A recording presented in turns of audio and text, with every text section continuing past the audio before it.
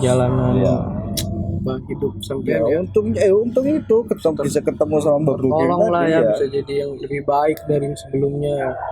Tadinya nakal jadi anak pang, sekarang udah jadi soleh kan, jadi santai. Alhamdulillah. Jadi kalau dulu lagunya apa namanya marginal, SID ya kan, lagu-lagu rock ya kan, lagu-lagu punk.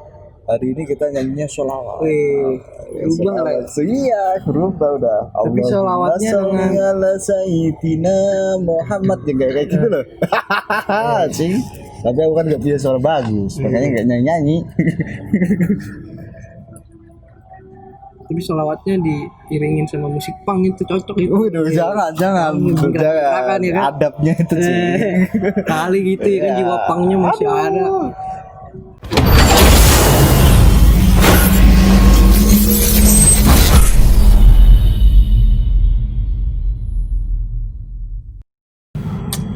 Saya enak banget yang ngopi ya. Tuh. Ya ngopi cing kita mah.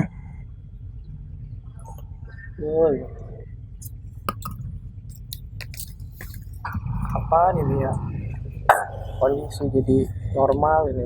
Katanya ini normal. Ya ini udah mulai new normal ini mah. Gitu kalian. Ngomong kalian lagi sibuk apaan ini Kang? Sampean? Ya alhamdulillah akhir-akhir ini sih kita udah udah sering nyantri di sono. Pesantren ekonomi dan lupa. Oh, sekarang yang iya di tempatnya Kiai Marsudi itu. Sibuk apa sekarang, ngajar apa ngaji? Sekarang sih masih ngaji. Sama kan kita juga ngaji. Iya. Apa kayak apa aja ya. Dari jauh aja. No, maksudnya. Terus selain ngaji apalagi sibukannya? Ya. Kuliah gimana, lancar? Kuliah di Unusia. Lancar itu. Lancar, alhamdulillah lancar. Kuliah sibuk apa? Skripsi. Sekarang sih skripsi, baru skripsi. Kelar skripsi udah garap. Baru judul sih, baru kasih judul. Iya. Aman, saya juga kuliah juga beradul ini. Uyang. Lagi TA juga ya? Iya, TA. Uyang ini. Katanya sampean ya kan sebelum jadi santri, kita dengar ya kan kisah orang nih. Tapi sampean kisah-kisah sebelum jadi santri menarik ya nih. Perjalanan hidupnya. Berarti pernah jadi anak pang ya kan, ngepang. Gimana itu? Coba bisa dijelasin tuh pengalamannya. Ya karena waktu itu kita mungkin karena pergaulan ya. Karena teman-teman waktu itu saya waktu sekolah di SMK itu kan teman-teman saya rata-rata kan ini anak-anak pang ya kan. Iya. Ya terus mau nggak mau ya ngikut gaya mereka karena ya apa kata orang tua itu bener. Siapa yang sering kita kumpulin maka itulah yang menjadi kebiasaan-kebiasaan kita akan sama dengan mereka. Oh gitu ya. Itu waktu sampai jadi ikut aktif di komunitas pang itu ngapain aja kerjanya kan? Maksudnya ada kegiatan apa gitu di pang gitu ya kan? Karena saya sebelumnya belum tahu nih pang kayak gimana gitu. Sebenarnya gini, pang itu kalau stigma masyarakat akhir-akhir ini kan banyak yang bilang katanya aduh pang itu preman lah, anarkis lah dan lain sebagainya. Sebenarnya enggak. Pang itu lebih kalau dalam yang kita tanamkan dalam pang itu adalah solidaritas sosial gitu. Orang yang nggak mau ditindas sama siapapun itu pang. Makanya kita hidupnya di jalanan. Ya kan, kita nggak ngikutin pemerintah, kita nggak ngikutin aturan pemerintah, kita nggak minta siapa-siapa, ya kan? Kita mencari duit dengan cara kita, ya kan? Ya mungkin kalau misalnya ada yang berbuat tidak baik, yang ada di stigma, yang menjadi stigma masyarakat saat ini, itu mungkin ada beberapa orang aja yang berbuat seperti itu. Sebenarnya itu enggak seperti itu. Kita tuh selalu menanamkan solidaritas sosial yang sangat tinggi. Wih, ngeri ya. Nah, itu kan pang kan katanya hidup sendiri ya kan, nyari duit sendiri, makan sendiri. Nah, untuk nyari makan, nyari duit sendiri tuh nyari kerjanya, nyari duitnya itu ngapain? Kalau di pang itu waktu jadi anak pang itu kan. Kita itu seringnya biasanya begini. Contoh aja ya, waktu saya ngepang dulu itu ya paling nggak kita ngamen, ya kan? Kita ngamen terus nyari duit dengan cara-cara yang pokoknya yang nggak menyakiti orang lain lah, seperti itu. Yang nggak menyakiti orang lain. Terus apa namanya, kita sering mengutin sampah itu, makan di sampah itu sebenarnya itu bukan cara kita apa namanya, kita menjadi orang yang nggak normal atau bagaimana. Kita itu lagi belajar bagaimana menemukan jati diri yang sesungguhnya gitu loh. Oh gitu, jati diri ya. Itu pentingnya kita harus belajar mengapa harus apa namanya merasa orang yang selalu merasa bahwasanya mencari duit itu susah, ya kan? Nah, sementara di pemerintahan kita itu sebaliknya, orang-orang di pemerintah itu lebih foya-foya tanpa memikirkan rakyat, ya kan? Sementara kita yang bergelantungan kayak gini, makanya kita membuat seperti itu, gerakan-gerakan seperti itu. Oke, itu yang gerakan mandiri lah ya. Gerakan mandiri sebenarnya mah. Itu bagus itu. Apa buat anak-anak muda ya kan yang masih pada minta orang tua tuh. Bener. Jangan pada lagu-laguan dulu dah ya kan, jangan pada pacaran lah apa segala macem dah kalau belum bisa nyari duit sendiri mah. Yang penting ya kan kita bisa nyari duit itu. Iya, yang penting mah nyari duit sendiri tuh udah mantep dah tuh. Nah selain nyari duit ya kan di pang itu kegiatan apa lagi gitu kan? Kalau di pang kan apa suka musik ya kan, suka nonton konser musik. Itu ada pengalaman itu saya punya pengalaman waktu itu gimana? Itu ceritanya saya masih kelas 1 SMK ya, saya masih kelas 1 STM waktu itu, karena diajak sama teman saya ke mana, ke Jakarta ya kan. Ke Jakarta, saya kan dari Wonogiri Pak. Dari Wonogiri ya. Kita hanya bermodal 80.000 waktu itu dari Wonogiri sampai ke Jakarta. Tiket kereta hari itu masih sekitar 45.000 lah ke Jakarta itu. Karena kenapa kita nggak naik apa namanya, bahasanya gimana, gandul mobil apa gimana ya? Bembeman. Ya itu bahasanya itu. Bembeman namanya. Kalau kita itu gandul mobil itu. Iya. Bonek dah. Iya. Jadi kalau misalnya yang kayak gitu itu kita nggak lakuin kayak gitu, kenapa kita menghemat waktu untuk sampai di Jakarta. Ya kan, karena mau nonton konsernya SID waktu itu. Outsider berat dah. Pang. Ya. Makanya kita ke Jakarta. Kita naik kereta dari Solo ke Jakarta, tapi kita turun di stasiun Kranji waktu itu. Oh, Kranji. Stasiun Kranji. Di stasiun Kranji disitulah kita di situ itu nunggu sekitar 2 hari baru ketemu sama teman-teman kita, anak-anak pang di Bekasi. Sangat solid sekali tuh waktu itu. Kita pinjemin gitar buat ngamen, cari duit, ketemu anak-anak outsider dibeliin makan. Wah asik pokoknya itu. Terus 2 hari itu di Kranji, setelah itu kita nonton konser. Nonton konser itu kita nggak punya duit itu Pak. Nggak punya duit sama sekali buat beli tiket. Sedangkan tiket harganya sama harga tiket kereta 40.000. Coba. Nah, akhirnya ternyata di situ tuh ada teman kita yang sama-sama dari satu kampung, dari Wonogiri, ketemu di Jakarta, sama-sama mau nonton SID. Akhirnya kita dibayarin. Mereka kan lagi kerja, temen ya, dia nonton lah kita hari itu. SID di Bekasi Square. Oh iya Bekasi. Oke.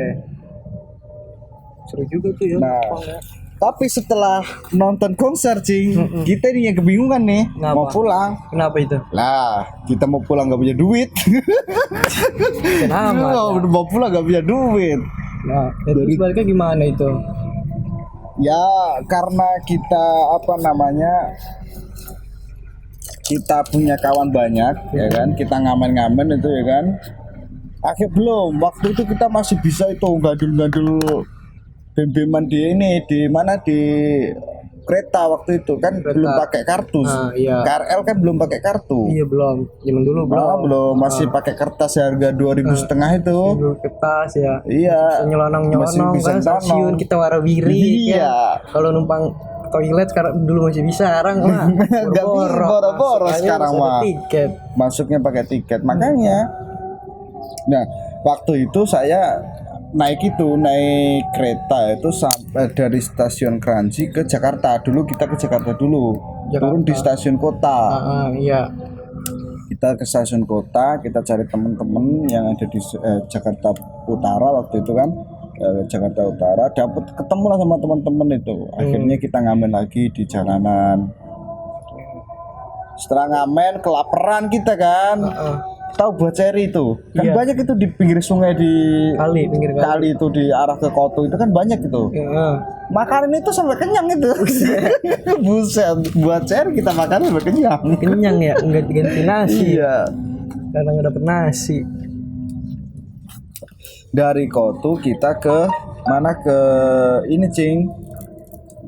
Dari Koto akhirnya kita cari stasiun yang kira-kira ada yang ke Jawa. Nah, sebelahnya stasiun Koto kan ada stasiun Gudang tuh. Iya, Gudang. Stasiun Gudang yang sononya itu yang ke batu bara itu. Iya, yang batu bara itu. Nah, kita ke situ itu. Naik itu. Buat balik ke Wonogiri. Buat balik Wonogiri. Ternyata setelah kita naik naik kereta, ya kan? Sampai stasiun Kemayoran kita turunin sama petugasnya itu. Anjir, bener itu. Padahal kita itu naiknya itu di tengah-tengah ini gerbong. Kan ada selah-selahnya itu. Kita di situ tuh. Jatuh mati tuh udah. Terus akhirnya lompat itu biar nggak ketahuan petugas. Ya kan berhenti dulu. Kereta itu berhenti, terus habis itu kan ada petugas ini nyenterin tuh kan. Kita turun. Turun. Keren lompat tuh. Enggak.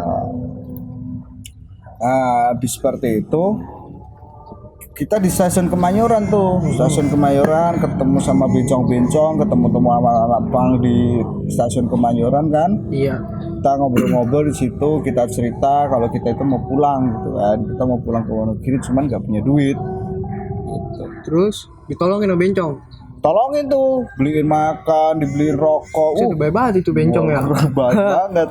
Cuma syaratnya apa coba? Apa itu? Dilihatin bokep. Bokep yang bukan laki sama laki. Iya. Ya ampun, buset itu. Berarti itu harus dicek dokter tuh. Bahaya. Burita dia. Budik ya kan. Aduh, bahaya. Bahaya makanya. Nah, terus abis itu tolongin bencong akhirnya balik tuh ke Wonogiri. Belum nyampe. Dari stasiun Kemayoran kita di situ sampai pagi tuh, sampai sekitar jam 4 lah, sampai jam 4 pagi. Iya. Dari jam 4 pagi itu kita mau ke kita akhirnya ada kereta yang arah ke Jawa.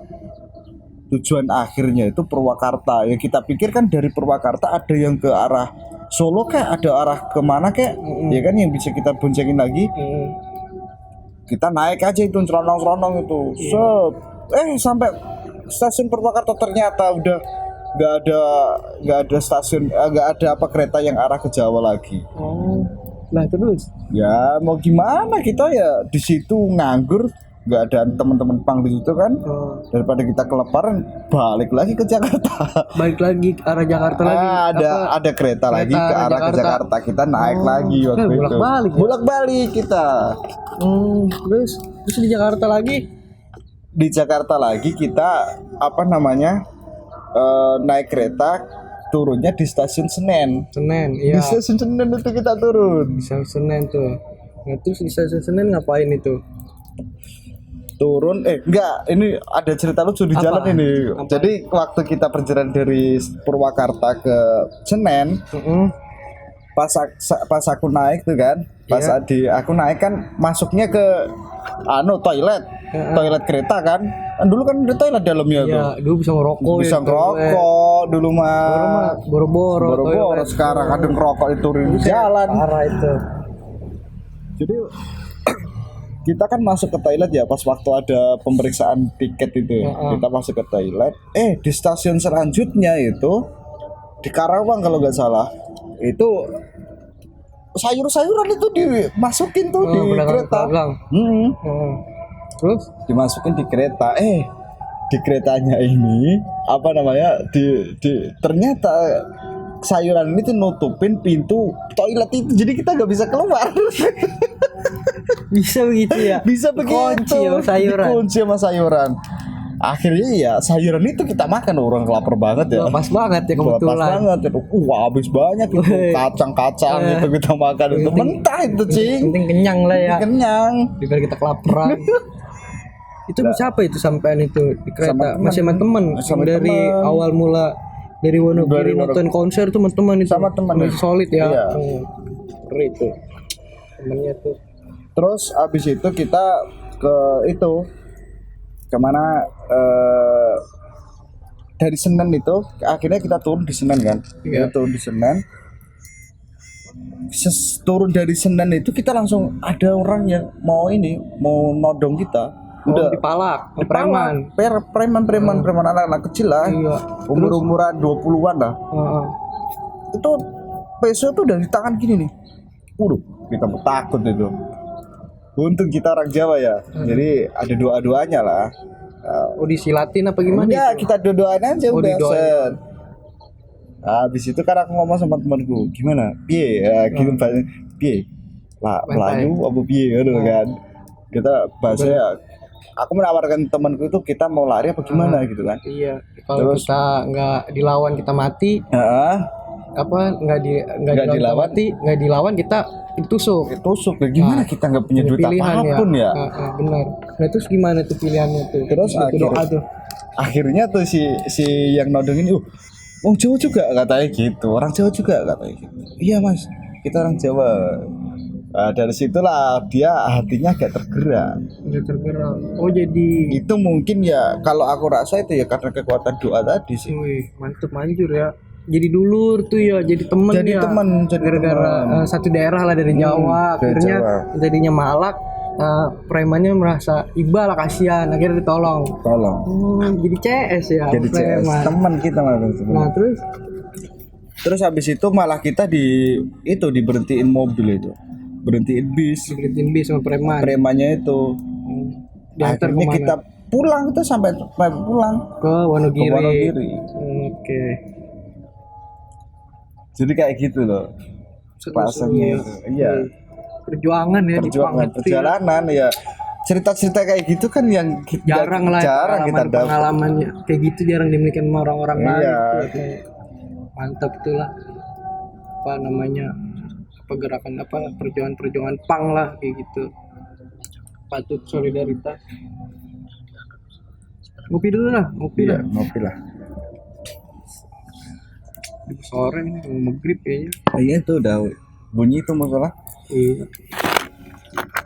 Terus setelah nyampe di Wonogiri nih ya kan, abis sampai namanya dari kampung ya kan, masih pakai baju sekolah lagi ya kan. Itu nggak pakai baju sekolah sih. Emang enggak, aku pakai celana robek-robek gitu. Tapi posisi masih sekolah kan waktu masih sekolah. Cabut.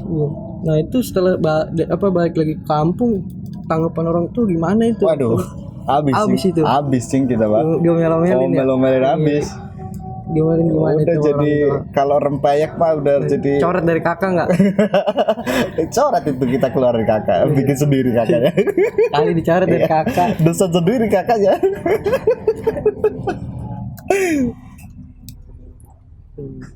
Itu kan pengalaman waktu zaman muda lah kalau bisa dibilang ya kan. Kalau bisa dibilang kenakalan remaja pada saat itu. Nah sekarang kan sampai udah jadi santri nih ya kan. Santri yang ada di Jakarta, santri besar lah ibaratnya ada di Jakarta ya kan. Nah itu ibaratnya kenapa sampai bisa memilih untuk jadi santri itu? pilihan hidup sampean kenapa itu alasannya? Jadi pada suatu hari, waduh udah kayak cerita rakyat aja nih pada Iya. suatu hari. Apa itu mah pada suatu hari? Cerita rakyat. Jadi aku ketemu sama namanya Mbak Buging. Waktu itu karena apa ya? Satu pesan nenek saya, satu pesan kakek saya itu, kamu pokoknya harus tetap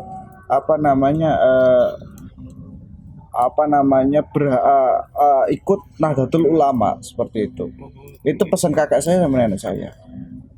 Jadi waktu itu saya ketemu Mbak Buging. Mbak Buging ini ya tokoh masyarakat lah, tokoh masyarakat, dan dia ya aktivis NU lah seperti itu. Akhirnya dari situ saya didoktrin kembali. Terus diajak untuk ikut istighosah awal itu. Ikut istighosah. Dari ikut istighosah itulah saya itu merasa bahwasanya apa yang saya lakukan hari itu semua itu berdosa. Saya itu menangis gitu loh waktu saya ikut itu. Bisa nangis gitu kan.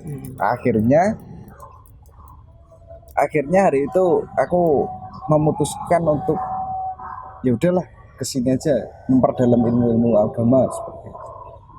Kebetulan hari itu aku udah lulus SMK, terus ke Jakarta kuliah dan sekalian di pesantren. Hebat ya perjalanan hidup sampean ya. Untung itu bisa ketemu sama Mbak Buging tolong lah ya, ya. bisa jadi yang lebih baik dari yang sebelumnya. Tadinya nakal jadi anak pang, sekarang jadi soleh kan, jadi santri. Alhamdulillah. Jadi kalau dulu lagunya marginal, SID ya kan, lagu-lagu rock ya kan, lagu-lagu punk, hari ini kita nyanyinya sholawat. Berubah lah ya. Iya, berubah udah. Tapi sholawatnya dengan Sayyidina Muhammad ya kayak gitu loh. Sing. Tapi aku kan gak punya suara bagus, makanya gak nyanyi. Tapi sholawatnya diiringin sama musik punk itu cocok itu. Jangan. Kan, ya kan? Adabnya itu sih. Kali gitu ya kan, jiwa punknya masih ada.